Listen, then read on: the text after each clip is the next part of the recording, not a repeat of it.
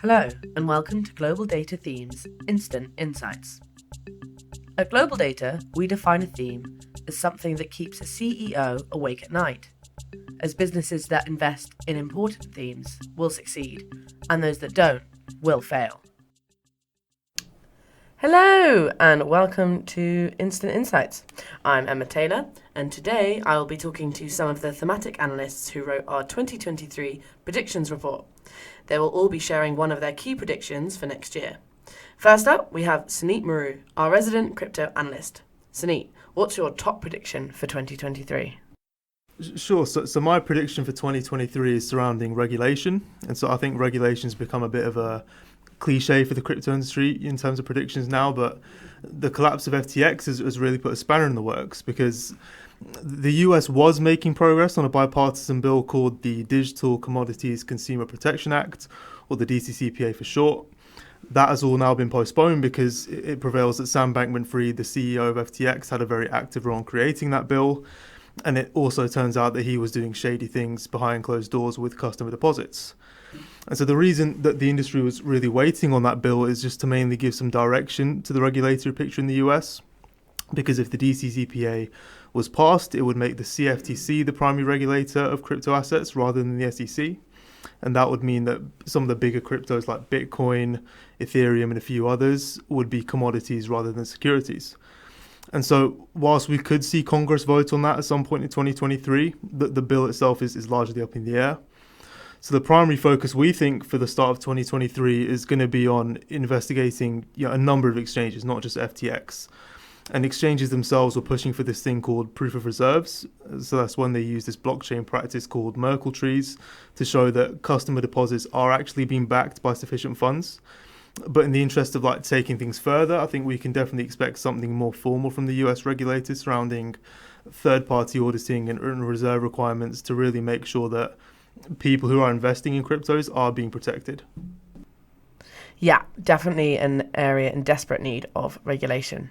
Right, thank you. Next up, we have George Trotter, who wrote our future of work predictions. George, what's your key prediction for 2023? So by the end of 2021, there were 80% more unfilled jobs in Australia, Canada, the UK and the US than before the pandemic. And this is according to data from Global Data. This is due to a new phenomenon known as the Great Resignation, where employees are rethinking their working lives and voluntarily resigning from their jobs. As a result, retaining staff is likely to become more difficult for the CEOs, especially with the conflict regarding the hybrid working situation.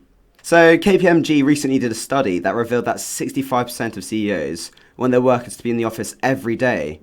But according to a Global Data survey, less than a fifth of people want to come in daily. This is causing a massive problem. And consequently, to retain staff and keep a happy work-life balance, many CEOs are going to start looking at the 4-day work week in 2023. This will provide an improved work-life balance for the workers, whilst also helping the companies to attract new talent during this tight labour market. Thank you, George. And next up, we have Maddie Owen, who wrote predictions all about ESG. Maddie, what's your key prediction for the coming year? Okay, so I think in 2023, social media platforms will be pressured to act on climate misinformation, which obviously isn't a new issue, but it's becoming increasingly prevalent. And so currently there's a lack of policies which kind of position social media platforms as vulnerable to widespread misinformation. And the main worry of this is that a rise in climate denialism on social media sites can slow climate action in devastating ways. So taking Twitter as an example, obviously since Musk's recent takeover, climate denial is getting more traction on Twitter. So now when you search for climate on Twitter, climate scam regularly appears at the top. So awareness of this issue is growing. So campaigners at COP27 this year and other environmental groups have increased pressure on top social platforms.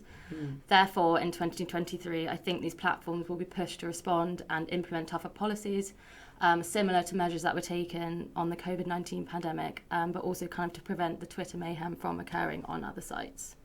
Yes, we definitely don't want that spreading. Thank you, Maddie. Next up, we have Carolina Pinto, who wrote our data privacy predictions. Carolina, what's your biggest prediction for next year?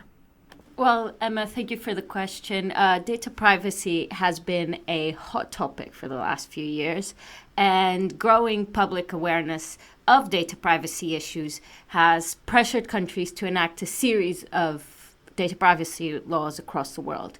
Of course, the golden standard of these regulations is the European Union's General Data Protection Regulation, which to date has fined tech companies over $1 billion. In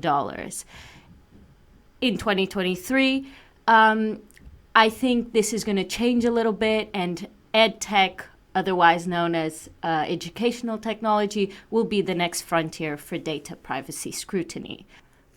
So as we well know, big data tech companies are constantly looking for new revenues and to diversify their core businesses. The COVID pandemic forced the educational sector to digitalize and gave these companies an opportunity and a demand to create new products. But unfortunately, these companies continued to use user data how they've always used it. And in 2021, the Chinese government cracked down on edtech companies for unlawfully collecting, processing, and selling children's data on their educational platforms. Now, in 2023, this is going to move towards the West, and the government here are going to follow suit. There's already a few government-led investigations in the US, the UK, and the Netherlands, which will likely result in large fines and bans. For example, this year, Denmark and Germany have already banned some Google products to be used in schools. Great, thank you. Benjamin Chin, you wrote our social media predictions. What's your top prediction for next year? Yeah, so I mean, given the social impacts of social media globally, we'll increasingly see governments around the world attempt to regulate social media companies. And in order to tackle misinformation and harmful content, governments are going to be shifting greater responsibility to those companies in order to moderate the content that's posted onto their sites. And we're already starting to see this in the EU. We've seen the Digital Services Act, which has come into force in October. Companies are now having to adapt and ensure that they're compliant with EU law. And in the UK, the Online Safety Bill has seen renewed efforts in Parliament following the inquest into the death of Molly Russell. And this case was quite a landmark case because for the first time ever, it was ruled that social media can contribute to a person's death. So the bill has recently come under significant criticism in the recent weeks because they've been softening their language on social media companies, and they've been cutting some of the content from the bill entirely, especially around legal but harmful content. And so the bill can't survive any further delays, and if it's not passed by April 2023, it may be dropped entirely, and the whole process has to be restarted. Right, yes, we'll definitely be following the developments of that bill in the coming weeks. Thank you, Ben. Next up, we have Amalia Maiden, who wrote our Future of Mobility predictions. Amalia, what's your top prediction for 2023? So my prediction for next year is that in-car infotainment systems are going to be the most important sector for car manufacturers. This is mainly driven by rising inflation, which will reduce the opportunity for consumers to access the electric vehicles market. It will also reduce the funding that's going to be directed towards automated vehicle manufacturing and development. So therefore, with reduced profit margins on the horizon from many car manufacturers, in-car connected media will provide an opportunity for car manufacturers to profit and look at longer-term revenue sources. So here at Global Data, we're predicting that the global infotainment market will grow to reach nearly $50 billion of revenue by the end of 2030. This is up from $29.7 billion last year. So that's quite a big growth. And in 2023, car manufacturers should be looking to capitalise on this territory with the option for subscription services, which will offer opportunity to generate continued revenue throughout the lifetime of a vehicle. Great, thanks, Amalia. That brings our sneak peek of our predictions report to an end. Thank you to all of our analysts for those instant insights. Thanks for listening, and from us in Thematic Intelligence, see you next time.